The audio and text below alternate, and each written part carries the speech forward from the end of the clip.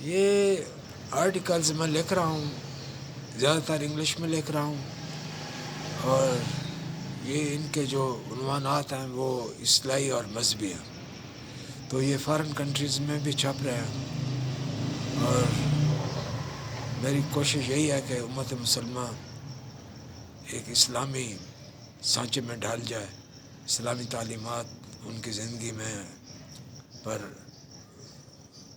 حاوی ہوں، تو تاکہ ایک خوف خدا پر مبنی معاشرہ تشکیل پا سکے۔ اور نوجوان نسل کو آپ کیا کہنا میسج دینا چاہیں گے؟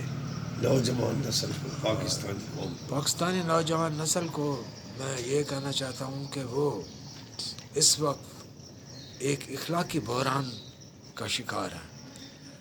نوجوان تمباکو نوشی کر رہے ہیں اور نسوار خوری کر رہے ہیں، جو دونوں مضر صحت چیزیں ہیں، اور اس میں علماء کرام کی بہت اہم ذمہ داری بنتی ہے کہ وہ اپنے جمعے کے خطابات میں ان دو بری عادات کے نقصانات سے نوجوانوں کو بالخصوص اور معمر افراد کو بالعموم تلقین کریں کہ وہ تمباکو نوشی اور نسوار خوری کی لعنت سے اپنے آپ کو بچائیں، اپنی سیرت کردار کو اچھا بنائیے، اور اپنی سیرت اور کردار کو اسلامی سانچے میں ڈالنے کی بھرپور کوشش کریں۔ جزاک اللہ توفیق۔